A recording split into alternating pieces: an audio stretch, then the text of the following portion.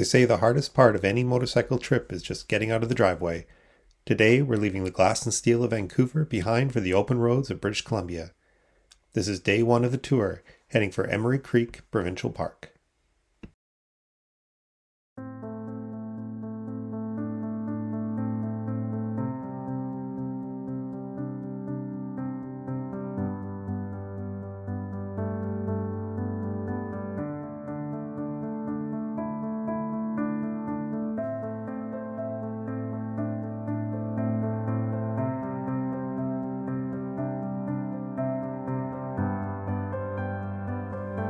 Wrestling a loaded V-Strom through Vancouver traffic isn't exactly zen, but once you hit the Trans-Canada Highway, the city starts to peel away.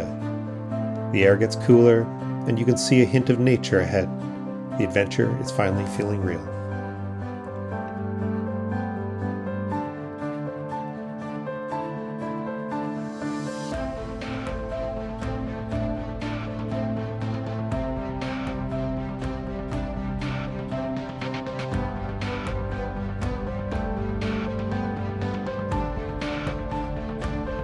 We didn't stay on the Trans-Canada Highway for very long and turned off at Highway 7 just before the Portman Bridge. This route will pass over the Pitt River Bridge before connecting to the Dewdney Trunk Rd that will bring us through farmland and over the Stave Lake Dam before arriving at our first stop of this trip.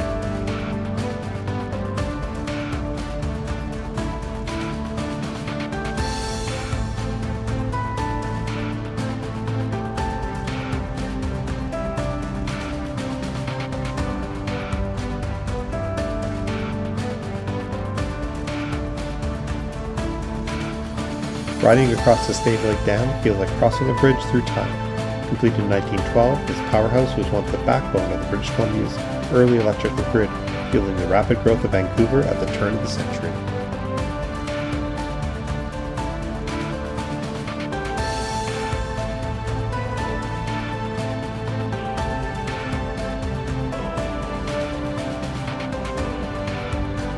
This is the first major stop, Westminster Abbey. No, not the one in London. This is a Benedictine monastery perched right above the Fraser Valley.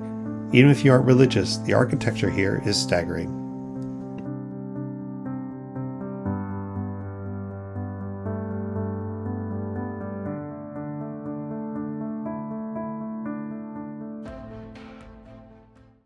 The silence in here is a sharp contrast to the 90 decibels of wind noise I've been living with all morning.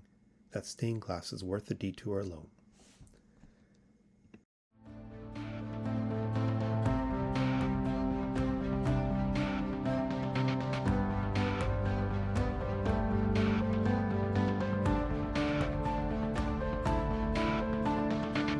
And then there's this view. That's the Fraser River snaking its way towards the coast.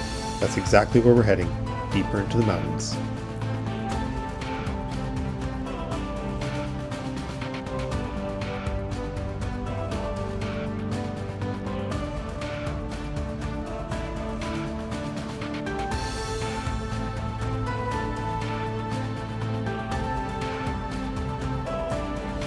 The first of a few construction sites as we travel through the Fraser Valley.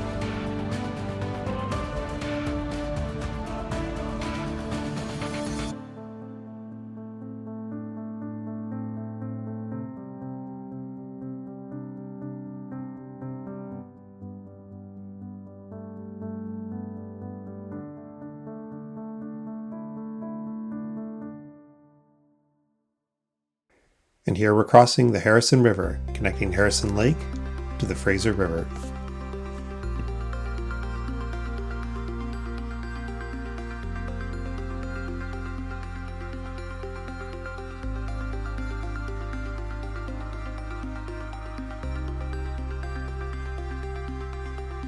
Welcome to Agassiz, British Columbia, a historic farming community in the eastern Fraser Valley, founded in the 1860s.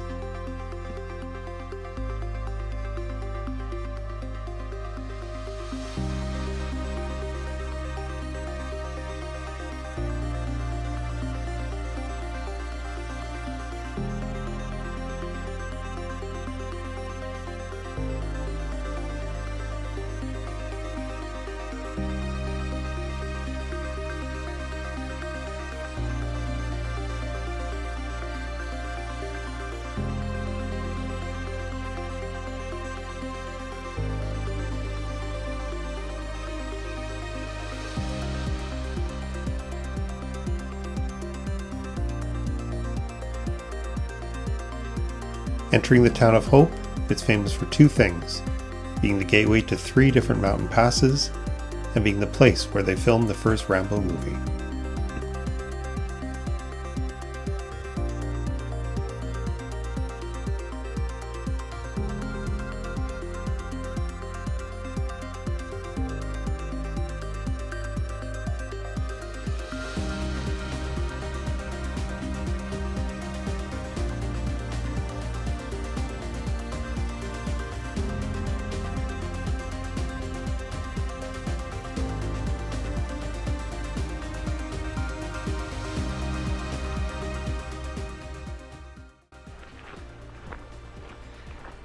Well, we're at Othello Tunnels, just checking it out.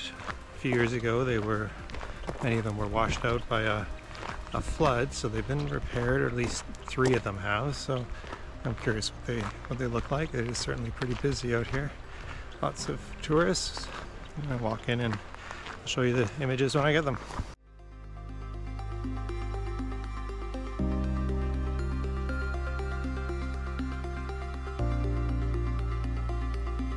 The Othello Tunnels were built over a century ago for the Kettle Valley Railroad.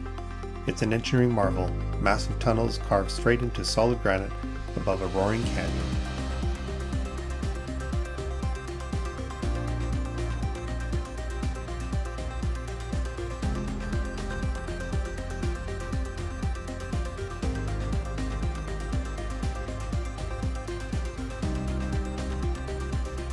The shadows are getting long and the temperature is dropping. There's a specific kind of good tired you get after a full day in the saddle. Just a few more kilometers to camp.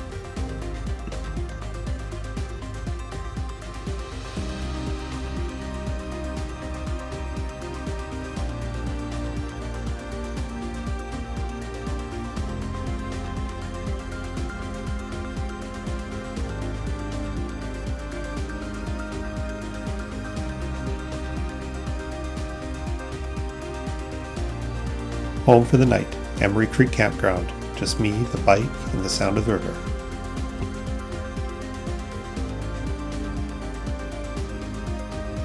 Day 1 is in the books. We've traded the city lights for the riverbank and a sunset.